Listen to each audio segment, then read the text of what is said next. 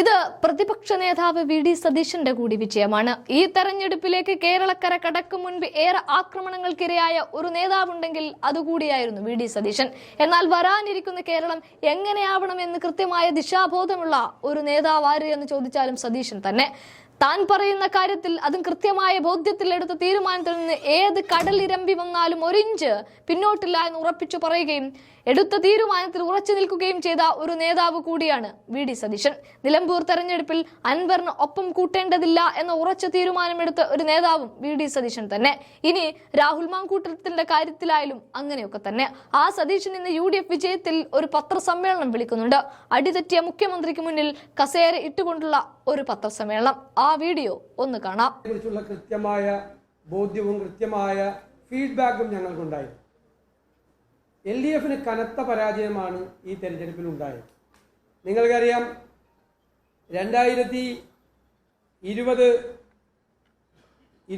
തെരഞ്ഞെടുപ്പിൽ 580 ഗ്രാമപഞ്ചായത്തുകൾ LDFനുണ്ടായിരുന്നു. അത് ഇപ്രാവശ്യം 345 ഗ്രാമപഞ്ചായത്തുകളിലേക്ക് താഴ്ത്തിരിക്കുക. UDF അത് 340 നിന്ന് 500 ഉയർത്തി.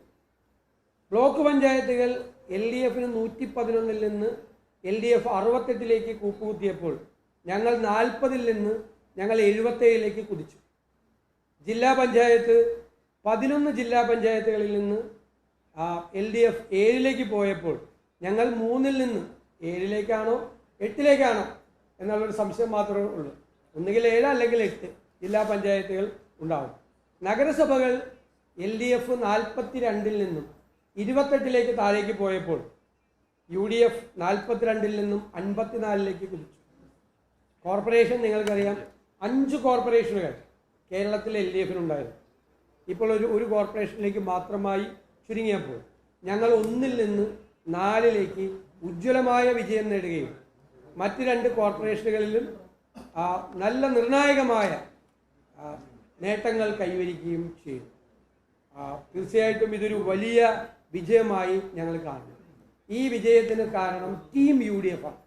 ഞാൻ നിലമ്പൂർ ഇലക്ഷൻ കഴിഞ്ഞപ്പോൾ നിങ്ങളോട് പറഞ്ഞതാണ്, ഒരുമിച്ചാണ് ഞങ്ങൾ വർക്ക് ചെയ്തത്. ടീം UDF, അതിന് നേതൃത്വം കൊടുക്കുന്ന കോൺഗ്രസ് പാർട്ടി KPCC, അവർ എല്ലാ വിധത്തിലുള്ള കാര്യങ്ങളെല്ലാം ചെയ്തു. കൃത്യമായ പാർട്ടി സംഘാടനം ചെയ്തു. അഖിലേന്ത്യാ കോൺഗ്രസ് കമ്മിറ്റി ഒരുപാട് സഹായങ്ങൾ, ഞങ്ങൾക്ക് ആവശ്യമായ മാർഗനിർദ്ദേശങ്ങൾ, എല്ലാ സഹായങ്ങളും ചെയ്തു. AICCയുടെയും KPCCയുടെയും ഭാഗത്തു നിന്നുണ്ടായ നേതൃപരമായ സംഭാവനകളെ ഞാൻ വളരെയധികം നന്ദിയോടുകൂടി പറയുന്നു. UDFലെ എല്ലാ ഘടകകക്ഷികളും ചേർന്ന് ഒറ്റ പാർട്ടിയെ പോലെയാണ് ഞങ്ങളെല്ലാവരും നിന്നത്. ഞാനൊരു അവകാശവാദം കൂടി തെരഞ്ഞെടുപ്പിന് മുമ്പ് പറഞ്ഞിരുന്നു, അതിപ്പോൾ ശരിവയ്ക്കുന്നു. UDF എന്ന് പറയുന്നത് പലരും വിചാരിക്കുന്നതുമല്ല, എല്ലാവരും അല്ല, കുറേ പാർട്ടികളുടെ ഒരു കോൺഫെഡറേഷൻ മാത്രമല്ല.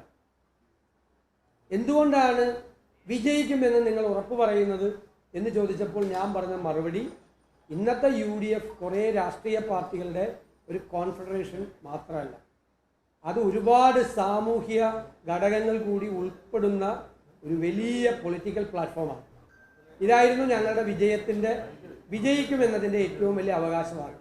ഇത് ഇന്നൊരു വലിയ, കേരളത്തിലെ ഏറ്റവും വലിയ പൊളിറ്റിക്കൽ പ്ലാറ്റ്ഫോമാണ് ടീം UDF എന്നാണ് ഈ തെരഞ്ഞെടുപ്പിലൂടെ ജനങ്ങൾ തെളിയിച്ചിരിക്കുന്നത്. അതാണ് ഇനി വരാനിരിക്കുന്ന കാലത്തിൻ്റെ മാറ്റം. കഴിഞ്ഞ ഉപതെരഞ്ഞെടുപ്പുകളിലെ വിജയത്തിൻ്റെ തുടർച്ചയാണ്. ആ ഉപതെരഞ്ഞെടുപ്പുകളിലെ വിജയവും ഈ ലോക്കൽ ബോഡിയിലേക്ക് നടന്ന വിജയത്തിൻ്റെയും പ്രധാന കാരണം ടീം UDF എന്നുള്ളത് കേരളത്തിലെ ഏറ്റവും ശ്രദ്ധേയമായ ഒരു പൊളിറ്റിക്കൽ പ്ലാറ്റ്ഫോമായി മാറിയിരിക്കുന്നു എന്നുള്ളതാണ്. LDFൻ്റെ പരാജയത്തിൻ്റെ ഏറ്റവും പ്രധാനപ്പെട്ട കാരണം സർക്കാരിനെ ജനങ്ങൾ വെറുക്കുന്നു എന്നാണ്. ഒന്നാമത്തെ കാര്യം, വെറുക്കുന്നു. എല്ലാ സർക്കാരുകളോടും കേരളത്തിലെ ജനങ്ങൾക്ക് എതിർപ്പുകൾ ഉണ്ടായിട്ടുണ്ട്. പക്ഷെ ജനം വെറുക്കുന്ന ഒരു ഗവൺമെൻറ്റായി പിണറായി സർക്കാർ മാറി. രണ്ടാമത്തെ കാര്യം എന്ന് പറയുന്നത് അവർ കാണിച്ച വർഗീയതയാണ്. ഞാൻ പല പ്രാവശ്യം പറഞ്ഞു, പാർലമെൻറ്റ് തെരഞ്ഞെടുപ്പ് വരെ ന്യൂനപക്ഷ വർഗീയത, പാർലമെൻറ്റ് തെരഞ്ഞെടുപ്പ് കഴിഞ്ഞപ്പോൾ ഭൂരിപക്ഷ വർഗീയത. ശ്രീ പിണറായി വിജയൻ, ബഹുമാനപ്പെട്ട കേരളത്തിൻ്റെ മുഖ്യമന്ത്രി, കൊണ്ടു നടന്ന പല ആളുകളും ഈ വർഗീയത ആളിക്കെത്തിക്കാൻ വേണ്ടി ശ്രമിച്ചു. വർഗീയത BJPയുടെ അതേ അജണ്ടയാണ് CPM ഉണ്ടാക്കിയത്. BJP ഒരു വർഗീയ ഫാസിസ്റ്റ് കക്ഷിയാണ്. അവർ ജനങ്ങളെ തമ്മിൽ ഭിന്നിപ്പുണ്ടാക്കിയാൻ ശ്രമിച്ചപ്പോൾ CPM അതേ പാതയിലൂടെ സഞ്ചരിച്ചു. ഇന്ന് BJPക്ക് ഏതെങ്കിലും സ്ഥലങ്ങളിൽ തിരുവനന്തപുരം ഉൾപ്പെടെ നേട്ടങ്ങൾ ഉണ്ടായിരുന്നെങ്കിൽ അതിൻ്റെ പ്രധാനപ്പെട്ട കാരണം CPM കളിച്ച ഈ ഭൂരിപക്ഷ വർഗീയ പ്രീണനമാണ്. അതിൻ്റെ ഗുണഭോക്താവ് CPM ആയിരുന്നില്ല, BJP ആയിരുന്നു. ഞങ്ങൾ മുൻകൂട്ടി മുന്നറിയിപ്പ് നൽകിയതാണ്. 1987 EMS നമ്പൂതിരിപ്പാൾ എടുത്ത തന്ത്രം 2025-ലും 26-ലും വില പോവില്ല. അദ്ദേഹത്തിൻ്റെ 87-ലെ തന്ത്രത്തിനന്ന് ഗുണമുണ്ടായി. ഇന്ന് അതല്ല. ഇന്ന് അതിൻ്റെ ഗുണഭോക്തായി മാറുന്നത് വർഗീയ ഫാസിസ്റ്റ് ശക്തികളായിരിക്കും എന്ന UDFിൻ്റെ മുന്നറിയിപ്പിന് അടിവരയിടുന്ന സംഭവം കൂടിയാണ് ഉണ്ടായത്. മാത്രമല്ല, എത്ര നിസ്സാരമായിട്ടാണ്, എത്ര മോശമായിട്ടാണ് ജനവിധിയെ CPM വിലയിരുത്തുന്നത്. CPMൻ്റെ ഒരു മുതിർന്ന നേതാവ് പറഞ്ഞത്, MM മണി ജനങ്ങളെ ആക്ഷേപിക്കുകയാണ്. ക്ഷേമ പെൻഷനൊക്കെ വാങ്ങി നന്നായി ശാപ്പാട് കഴിച്ച് നൈമിഷികമായ വികാരത്തിൽ വോട്ട് ചെയ്തു. ഇതെല്ലാം വാങ്ങി ഭംഗിയായി ശാപ്പാട് കഴിച്ചവർ ഞങ്ങൾക്കിട്ട് വെച്ചു. ആരെങ്കിലും ചായ വാങ്ങിത്തന്നാൽ മര്യാദ കാണിക്കണം. ഇതാണ് മുതിർന്ന CPM നേതാക്കൾ. CPM നേതാവ് കേരളത്തിലെ ജനങ്ങളെ അപമാനിച്ചുകൊണ്ട് സംസാരിച്ചു. ഇത് മുഖ്യമന്ത്രി പിണറായി വിജയൻ അടക്കമുള്ള CPM നേതാക്കളുടെ മനസ്സിലിരിപ്പാണ്. അവരുടെ വീട്ടിൽ നിന്നല്ല ആർക്കും ഔദാര്യം കൊടുക്കുന്നത്, സംസ്ഥാനത്തിൻ്റെ ഖജനാവിൽ നിന്നാണ്. സംസ്ഥാനത്തെ എല്ലാ വിഭാഗങ്ങളും കൊടുക്കുന്ന നികുതി പണത്തിൽ നിന്നാണ് അവരെന്തെങ്കിലും ക്ഷേമ പരിപാടികൾ നടത്തുന്നത്. ക്ഷേമ പരിപാടികൾ നടത്തിയ ആദ്യത്തെ ഗവൺമെൻറ് അല്ല ഇത്. ക്ഷേമ പരിപാടികളെ അട്ടിമറിച്ച ഗവൺമെൻറ്റാണ്. ഇവർ കേരളത്തിലെ സാമ്പത്തികമായി കേരളത്തിൻ്റെ ഖജനാവിനെ തകർത്ത് തരിപ്പണമാക്കിയ സമ്പദ് വ്യവസ്ഥയെ നശിപ്പിച്ച ഗവൺമെൻറ്റാണ്. എന്നിട്ട് അവർ പറയാണ് അവരുടെ ഔദാര്യം കൈപ്പറ്റി ശാപ്പാട് കഴിച്ചിട്ട് ഇവരുടെ വീട്ടിൽ നിന്ന് എടുത്തു കൊടുത്താണ് ഇതെല്ലാം. എന്നിട്ട് അവർക്കിട്ട് തിരിച്ചിട്ട് പണി കൊടുത്തു എന്ന് പറയുന്നത് CPM നേതാക്കന്മാരുടെ മനസ്സിലിരിപ്പാണ്. തോറ്റിട്ടും തോൽപ്പിച്ച ജനങ്ങളോട് എത്ര മോശമായിട്ടാണ്, എത്ര അപമര്യാദയായിട്ടാണ് CPM പെരുമാറുന്നത് എന്നതിൻ്റെ ഏറ്റവും വലിയ ഉദാഹരണമായി ഞാനിതിനെ കാണുകയാണ്.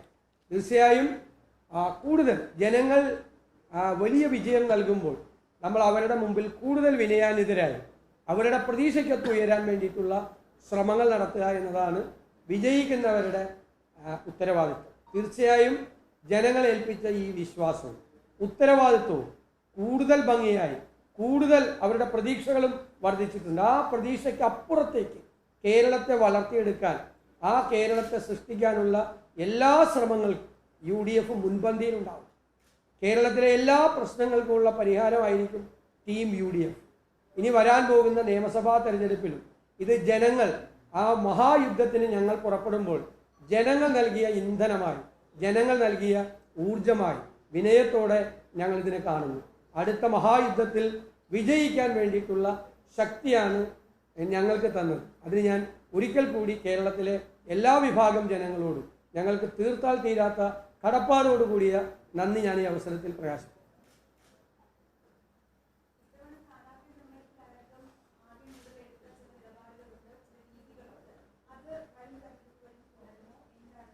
തീർച്ചയായിട്ടും ഈ തെരഞ്ഞെടുപ്പ് വിജയം നമ്മൾ പരിശോധിക്കുമ്പോൾ ഞാൻ നേരത്തെ തന്നെ പറഞ്ഞു, LDFൻ്റെ ഗവൺമെൻറ്റിൻ്റെ നെഗറ്റീവ് ഉള്ളതുപോലെ തന്നെ ഞങ്ങൾ നടത്തിയ മുന്നൊരുക്കം, ഞങ്ങൾ നടത്തിയ തയ്യാറെടുപ്പ്, ഞങ്ങളുടെ നേതാക്കന്മാരും ഞങ്ങളുടെ ലക്ഷക്കണക്കിന് പ്രവർത്തകരും ആവേശത്തോടു കൂടി എടുത്ത നടപടികൾ, അവർ നടത്തിയ പ്രവർത്തനം, അവർക്ക് കൂടി ഞാൻ ഈ വിജയം തീർച്ചയായും സമർപ്പിക്കുകയാണ്. ആ മുന്നൊരുക്കങ്ങളാണ്, കൃത്യമായ മുന്നൊരുക്കങ്ങളെയാണ് ഇത്രയും വലിയ വിജയത്തിലേക്ക് എത്തിച്ചത്. എല്ലാ ഉപതെരഞ്ഞെടുപ്പുകളിലും അസംബ്ലിയിലേക്കും തദ്ദേശ സ്വയംഭരണ സ്ഥാപനങ്ങളിലേക്കും നടന്ന ഉപതെരഞ്ഞെടുപ്പുകളിലെല്ലാം കഴിഞ്ഞ 4.5 വർഷമായി തുടർച്ചയായി വിജയിക്കുകയാണ് UDF. അതിൻ്റെ പിന്നിലുള്ള രഹസ്യവും ഇതുതന്നെയാണ്, വിജയ രഹസ്യം. ആ തയ്യാറെടുപ്പാണ്. ആ നിയമസഭാ തെരഞ്ഞെടുപ്പിനുള്ള തയ്യാറെടുപ്പുകൾ ഞങ്ങൾ നേരത്തെ ആരംഭിച്ചു. വരാനിരിക്കുന്ന മാസങ്ങളിൽ അത് വളരെ ശക്തമാക്കും. സ്ഥാനാർത്ഥികൾക്കൊക്കെ നേരത്തെ ഉണ്ടാകും. അതിൻ്റെ എല്ലാം കൂടിയാലോചനകളും ചർച്ചകളും ഞങ്ങൾ ആരംഭിച്ചു കഴിഞ്ഞു. കൂട്ടായ നേതൃത്വമാണ് ആ കാര്യങ്ങളെല്ലാം ചെയ്യുന്നത്.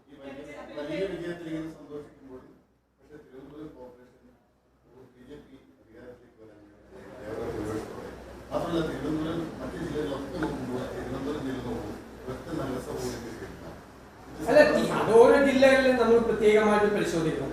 തിരുവനന്തപുരം ജില്ലയിൽ ഞങ്ങൾ കോർപ്പറേഷനിൽ ഞങ്ങളുടെ സീറ്റ് ഏകദേശം ഇരട്ടിയായി. എത്തിയത്. ഇവിടെ ഈ സീറ്റ് നിശ്ചയിച്ചതാരാ? ഈ സീറ്റുകൾ ഡിവൈഡ് ചെയ്താരാ? എല്ലാ കോർപ്പറേഷനും CPM നേതാക്കന്മാരെ വന്നിരുന്നത്. CPM നേതാക്കന്മാരാണ് വോട്ടർ പട്ടികയിൽ ക്രമക്കേടുകാർ, ഡീലിമിറ്റേഷൻ ക്രമക്കേടുകാർ സംസ്ഥാനത്ത് ഉടനീളം ചെയ്തു. തിരുവനന്തപുരത്ത് അതെല്ലാം ചെയ്തു. BJPക്ക് ജയിക്കാനുള്ള വഴിയൊരുക്കി കൊടുക്കുകയാണ് യഥാർത്ഥത്തിൽ തിരുവനന്തപുരത്ത് CPM ചെയ്തത്. സംശയം എന്താ? പിന്നെ എല്ലാ ജില്ലകളിലും ജയിക്കും. തിരുവനന്തപുരത്ത് നിങ്ങൾ അത് എങ്ങനെയാണ്? ഗ്രാമപഞ്ചായത്തുകളിലെ മാത്രമല്ലല്ലോ, കോർപ്പറേഷൻ മാത്രമല്ലല്ലോ, ജില്ലാ പഞ്ചായത്തിലെ ഒരു മിനി അസംബ്ലി നടക്കുന്ന പോലത്തെ തെരഞ്ഞെടുപ്പ് ഇവിടെ ഒപ്പത്തിനൊപ്പം നിൽക്കുകയാണ്. ഒപ്പത്തിനൊപ്പം ജില്ലാ പഞ്ചായത്ത് തിരുവനന്തപുരം ജില്ലയിൽ ഒപ്പത്തിനൊപ്പം UDF നിൽക്കുകയാണ്. LDFിനൊപ്പം. തിരുവനന്തപുരത്ത് പരാജയം ഉണ്ടായിരുന്നു. അങ്ങേക്ക് എങ്ങനെ വിലയിരുത്താൻ പറ്റും? തിരുവനന്തപുരത്ത് ഒപ്പത്തിനൊപ്പം നിൽക്കുക. BJP ഒന്നല്ലല്ലോ, LDF UDF ഒപ്പത്തിനൊപ്പം നിൽക്കുക. ഞങ്ങൾക്ക് കഴിഞ്ഞ പ്രാവശ്യം എത്ര സീറ്റ് ഉണ്ടായിരുന്നു? ഞങ്ങൾക്ക് തിരുവനന്തപുരത്തേക്ക് ഞങ്ങൾക്ക് എത്ര സീറ്റ് ഉണ്ടായിരുന്നു? വളരെ കുറച്ച് സീറ്റ് ഞങ്ങൾക്ക് ഉണ്ടായിരുന്നത്. അതിൽ നിന്നൊക്കെയാണ് ഞങ്ങൾ ഈ വൻ വിജയം നേടി ഞങ്ങൾ തിരിച്ചു വരുന്നത്. കോർപ്പറേഷനിലും അതുപോലെ അതിലെല്ലാതെ ഞാൻ പറഞ്ഞല്ലോ, ജില്ലാ പഞ്ചായത്ത് കിട്ടാത്ത സ്ഥലങ്ങളിലെല്ലാം ഞങ്ങളുടെ സീറ്റുകളുടെ എണ്ണം ഇരട്ടിയായി. ജില്ലാ പഞ്ചായത്ത് കിട്ടാത്ത സ്ഥലത്തൊക്കെ ഇരട്ടിയായി. നേരത്തെ ഉണ്ടായിരുന്ന കഴിഞ്ഞ പ്രാവശ്യം ജില്ലാ പഞ്ചായത്ത് എണ്ണത്തിന്റെ ഇരട്ടിയായി. ഇപ്പൊ കൊല്ലത്തൊക്കെ ഞങ്ങൾ സംഘടനാപരമായി കൊല്ലം, കോഴിക്കോട് ജില്ലകളിൽ ഒക്കെ സംഘടനാപരമായി പിന്നോക്കം നിൽക്കുന്ന സ്ഥലങ്ങളാണ്. എല്ലാ തെരഞ്ഞെടുപ്പ് വരുമ്പോഴും ഞങ്ങൾ തോറ്റിരുന്ന സ്ഥലങ്ങളാണ്. ആ കോഴിക്കോട് ഞങ്ങൾ കോർപ്പറേഷൻ ഞങ്ങൾ ഉറപ്പിച്ചുകൊണ്ടിരിക്കുകയാണ് ഇപ്പോഴും. CPMന് ജില്ലാ പഞ്ചായത്ത് ഒപ്പത്തിനൊപ്പം നിൽക്കുകയാണ്. കോഴിക്കോട് പോലത്തെ സ്ഥലത്ത് എത്ര സ്ഥലമാണ് തിരിച്ചുപിടിച്ചിരിക്കുന്നത്? അവിടെയല്ല, കൊല്ലത്ത് വലിയ മാറ്റം ഉണ്ടായി. വലിയ മാറ്റം നിങ്ങൾ പരിശോധിച്ചാൽ അറിയാം. കൊല്ലം കോർപ്പറേഷൻ UDF ഭരിക്കാൻ പോലെ CPMന്റെ സ്ഥിതി 3-ാം സ്ഥാനത്താണ്. 3-ാം സ്ഥാനത്ത് ഒരു കോർപ്പറേഷനിലും ജയിക്കില്ല ഭൂരിപക്ഷം. ഒറ്റയ്ക്ക് ഭൂരിപക്ഷം ഇല്ല ഒരു സ്ഥലത്തും CPMന്. ഞങ്ങൾ വൻ ഭൂരിപക്ഷം നേടിയിരിക്കുന്ന 3 സ്ഥലത്ത് ഞങ്ങളുടെ ഭൂരിപക്ഷം നോക്കിയ കണ്ണൂരും എറണാകുളത്തും തൃശ്ശൂരും ഒക്കെ അങ്ങനെ ഭൂരിപക്ഷം നോക്കിയ. ഇപ്പൊ ഒരു കേന്ദ്രമന്ത്രി തൃശ്ശൂർ ക്യാമ്പ് ചെയ്ത് വർക്ക് ചെയ്താണ്. അവിടെയൊക്കെ ഞങ്ങൾ നേടിയ വിജയം അവർക്ക് 2 വോട്ട് കൂടി കിട്ടിയേക്കുന്ന സീറ്റിനേക്കാൾ കൂടുതൽ സീറ്റ് ഉണ്ട്. CPMനും BJP കൂടി കിട്ടിയേക്കുന്നതിനേക്കാൾ കൂടുതൽ സീറ്റ് തൃശ്ശൂർ ടൗണിൽ അല്ലേ? തൃശ്ശൂർ ടൗണിൽ, തൃശ്ശൂർ കോർപ്പറേഷനിൽ UDFനുണ്ട്. പിന്നെ കണ്ണൂര്, മലപ്പുറം, മലബാർ ഞങ്ങൾ അടിച്ച് CPM കാണാനില്ല പല ജില്ലകളിൽ. ഇപ്പോ 33 ജില്ലാ പഞ്ചായത്ത് ഡിവിഷനുള്ള മലപ്പുറത്ത് 32 ജയിച്ചു. 27 എറണാകുളത്ത് 25 1-2 സീറ്റ് ചോദിച്ചു. ഇടുക്കിയിൽ, മധ്യ തിരുവിതാംകൂറിലേക്കും ഞങ്ങൾ അതിശക്തമായ തിരിച്ചുവരവാ ഞങ്ങൾ നടത്തിയിരിക്കുന്നത്. കോട്ടയം എന്തായിരുന്നു കഴിഞ്ഞ അസംബ്ലി? നിങ്ങളൊരു കാര്യം മനസ്സിലാക്കേണ്ടത് 2016-ലെയും 2021-ലെയും തുടർച്ചയായ 2 അസംബ്ലി തെരഞ്ഞെടുപ്പുകളുടെ തോൽവിക്ക് ശേഷം ഉള്ള അതിശക്തമായ UDFന്റെ ഒരു തിരിച്ചുവരവ് കൂടിയാണ്. കോട്ടയം ജില്ലയ്ക്ക് എന്താ വിജയം? 25-16 സീറ്റാണ് ജില്ലാ പഞ്ചായത്തിലേക്ക് നമ്മൾ നേടിയിരിക്കുന്നത്. ഞങ്ങളുടെ മുന്നണിയിലുണ്ടായിരുന്ന ഒരു കക്ഷി അപ്പുറത്തേക്ക് പോയിട്ട് പോലും ഇപ്പോൾ ഞങ്ങൾക്ക് ആ വിജയം, വലിയ വിജയം കോട്ടയത്തിനാണ്. കോട്ടയം, ഇടുക്കി, പത്തനംതിട്ട ജില്ലകളിലെ വിജയം, കൊല്ലത്തും തിരുവനന്തപുരത്തും ഉണ്ടാക്കിയിരിക്കുന്ന മുന്നേറ്റം, എറണാകുളത്ത് ഉണ്ടാക്കിയിരിക്കുന്ന ഏകപക്ഷീയമായ മുന്നേറ്റം, എറണാകുളം, മലപ്പുറം ജില്ലകളിൽ ഏകപക്ഷീയമായ മുന്നേറ്റമാണ്. എതിരാളികളെ കാണാൻ പോലില്ല. അല്ല, അങ്ങനെയൊന്നും ഞാൻ ഒരു കക്ഷിയിലും നമ്മൾ അങ്ങനെയൊന്നും വിലയിരുത്താൻ പാടില്ല. അതുകൊണ്ട് എന്താ കാര്യം? അത് നമ്മൾ വിജയിക്കുമ്പോൾ ഒരു സന്തോഷം. അത് ആരെ ചെറുതായി കാണുക. ഞങ്ങൾ അങ്ങനെയൊന്നും ചെയ്യില്ല. ജയിക്കുമ്പോൾ അഹങ്കാരം പറയില്ല. തോക്കുമ്പോൾ തോപ്പിച്ച ആളുകളെ ചീത്തയും വിളിക്കില്ല. ഇതുപോലെ ഇപ്പോൾ CPMക്കാർ പറഞ്ഞതാണ്. നമുക്ക് ജയിക്കുമ്പോൾ നമ്മൾ കുറെ കൂടി വിനയാനിതരായി ഞാൻ എപ്പോഴും പണ്ട് പറഞ്ഞിരുന്നതാണ്, തോൽവി മാത്രം പഠിച്ചാൽ മതി, വിജയവും കൂടി പഠിക്കും. വിജയവും കൂടി പഠിക്കും. അത് ഞാൻ എപ്പോഴും ആവർത്തിച്ച് പറഞ്ഞുകൊണ്ടിരുന്ന ഒരു കാര്യമാണ്. എപ്പോഴും നമ്മുടെ പാർട്ടി കമ്മിറ്റികളിലും മറ്റു പൊതുസ്ഥലങ്ങളും ഈ വിജയത്തെ കുറിച്ച് ഞങ്ങൾ വളരെ വിശദമായി അത് നമ്മൾ പഠിക്കും. അപ്പോഴാണ് നമുക്ക് എല്ലാ കാര്യങ്ങളും മനസ്സിലാവുന്നത്. അതൊന്നും നമുക്ക് സംസാരിക്കാൻ സമയമായിട്ടില്ല.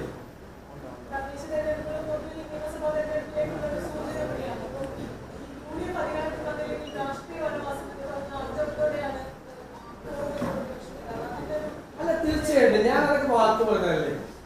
UDFന് തിളക്കമാർന്ന വിജയം നിയമസഭാ തെരഞ്ഞെടുപ്പിൽ ഉണ്ടായില്ലെങ്കിൽ ഞാൻ രാഷ്ട്രീയ വനവാസത്തിന് പോകും. ഏറ്റവും അവസാനത്തെ ഒരു പത്രസമ്മേളനം തിളക്കമാർന്ന വിജയം ഉണ്ടായില്ലെങ്കിൽ എൻ്റെ ജീവിതത്തിലെ ഏറ്റവും അവസാനത്തെ ഒരു പത്രസമ്മേളനം നടത്തി ഞാൻ തിരിച്ചു കൊണ്ടുപോകും. ഉറപ്പായിട്ടും വാക്കല്ല.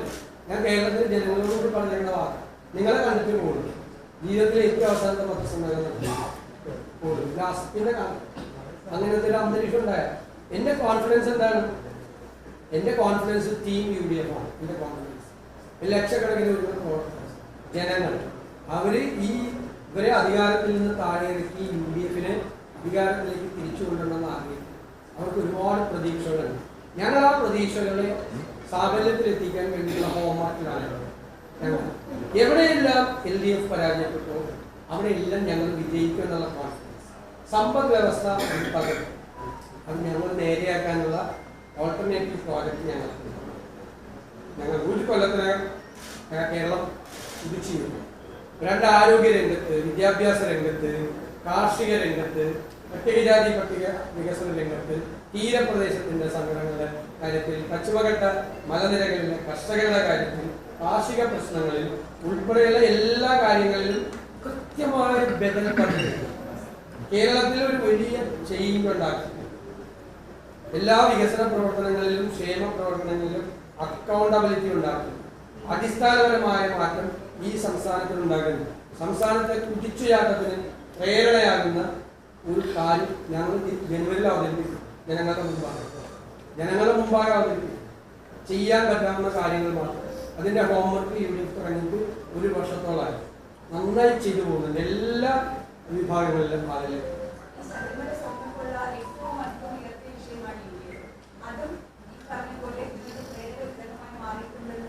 ഉറപ്പായിട്ടും ഞാൻ പറഞ്ഞല്ലോ, ഞാനത് വിശദീകരിച്ച എല്ലാ കുറ്റപത്രവും പറയാവുന്നതുകൊണ്ടാണ്. ഗവൺമെന്റിനെതിരായിട്ട് ഞങ്ങൾ അവതരിപ്പിച്ച കുറ്റപത്രത്തിലെ ഏറ്റവും പ്രധാനപ്പെട്ട ഘടകം ശബരിമലയിലെ സ്വർണ്ണക്കൊള്ളയെ. അത് ശബരിമല ഭക്തരെ മാത്രമല്ല, മൊത്തം ജനങ്ങളെ മുഴുവൻ അമ്പരപ്പിച്ചു.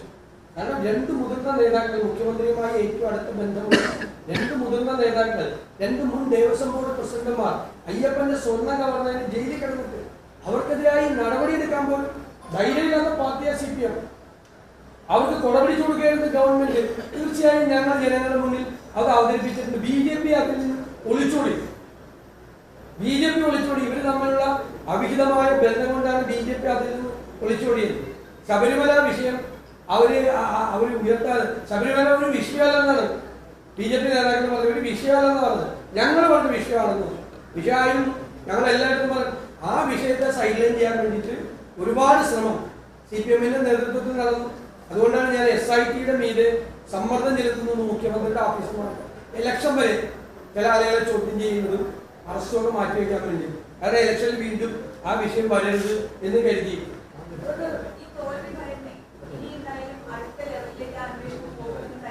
അത് നമ്മൾ ഹൈക്കോടതിയുടെ നിരീക്ഷണത്തിൽ നടക്കുന്ന അന്വേഷണമാണ്. ഞങ്ങൾ ഇതുവരെ SIT-യുടെ അന്വേഷണത്തിൽ അതൃപ്തി പ്രകടിപ്പിച്ചു. കാരണം അവർ കുറെ കാര്യങ്ങൾ മുന്നോട്ട് പോയിട്ടുണ്ട്. അവരുടെ തന്നെ വലിയ സമ്മർദ്ദം കോടതി ശ്രദ്ധിക്കും. കോടതി അവർക്ക് ധൈര്യം കൊടുത്ത് അവരെ കൊണ്ട് കൂടുതൽ കാര്യങ്ങൾ ചെയ്യും. ഇത് നമ്മളെല്ലാവരും കൂടെ ഉണ്ടല്ലോ, നമുക്കറിയാമല്ലോ എങ്ങോട്ടാണ് പോകുന്നതെന്ന് അറിയാമല്ലോ. അപ്പൊ നമുക്ക് ആ ഘട്ടത്തിൽ പറയാം. തീർച്ചയായും സർക്കാർ വികസനം പറയുമ്പോൾ ഏറ്റവും വലിയ പ്രതീക്ഷ ക്ഷേമ പ്രഖ്യാപനത്തിലാണ്. അതുകൊണ്ട് മാത്രം ജനങ്ങളെ വോട്ടെടുക്കാൻ പറ്റുന്നത് അതങ്ങനെയല്ല. അതിന്റെ യാഥാർത്ഥ്യമാണ് ഞങ്ങൾ പറഞ്ഞത് ജനങ്ങളോട്. ഉദാഹരണത്തിന് 2021 പറഞ്ഞു 1600 രൂപയുടെ സോഷ്യൽ സെക്യൂരിറ്റി പെൻഷൻ, സാമൂഹ്യ സുരക്ഷാ പെൻഷൻ ഞങ്ങൾ അധികാരത്തിൽ വന്നാൽ 2500 ആക്കുന്നു. അപ്പോൾ 900 രൂപ കൂടുതൽ കിട്ടുമെന്ന് കണ്ടപ്പോൾ ഒരുപാട് ആളുകൾ അവർ വോട്ട് ചെയ്തു. പക്ഷെ അവർ 4 കൊല്ലം 1 രൂപ പോലും കൂട്ടിയിട്ടില്ല. അപ്പൊ കബളിപ്പിക്കുകയാണ് ചെയ്തത് ജനങ്ങളെ. 4 കൊല്ലം ഞങ്ങൾ വോട്ട് ചെയ്താൽ ഞങ്ങൾ 900 രൂപ കൂട്ടുന്നവർക്ക് ഒറ്റ പൈസ കൂട്ടിയില്ല. എന്നിട്ട് ഇലക്ഷൻ പ്രഖ്യാപിക്കുന്നതിന് തലയാഴ്ച 400 രൂപ കൂട്ടി എന്ന് പറഞ്ഞാൽ ഞാൻ അന്ന് ഇതേ ചോദ്യം നിങ്ങളോട് ചോദിച്ചല്ലോ. അങ്ങനെ കേരളത്തിലെ ജനങ്ങളുടെ സാമാന്യ യുക്തിയെ നിങ്ങൾ വെല്ലുവിളിക്കുന്നത് ഒരു കളിയാക്കുന്നതെന്ന്. ഇത് ഇലക്ഷന്റെ തലയാഴ്ച അതുവരെ എവിടെയാണ് ഇവർ ജനങ്ങളെ പറ്റി മറന്നുപോയത്. ഇലക്ഷൻ വരും, ഇപ്പൊ ലോക്കൽ ബോഡി ഇലക്ഷൻ വരും, അത് കഴിഞ്ഞാൽ പിന്നെ അസംബ്ലി ഇലക്ഷൻ വരും എന്ന് ഓർത്തപ്പോഴാണ് ഇവർ ജനങ്ങളെ ചിന്തിച്ചത്. അവരിവിടുത്തെ വാക്കിനെ പറ്റി അവരാലോചിച്ചത്. വലിയ പ്രശ്നം. അത് ആളുകൾക്ക് മനസ്സിലാവും. ഇപ്പൊ എന്തിനാ പ്രഖ്യാപിച്ച് 4 കൊല്ലം എന്തുകൊണ്ട് പ്രഖ്യാപിച്ചില്ല എന്ന് ചിന്തിക്കാനുള്ള സാമാന്യ ബുദ്ധി അവരെ അണ്ടർസ്റ്റിമേറ്റ് ചെയ്യരുത് മലയാളികളെ.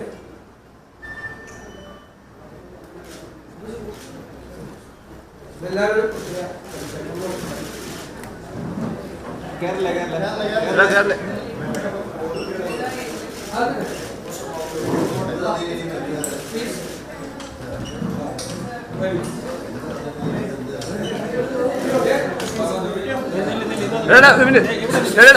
എടാ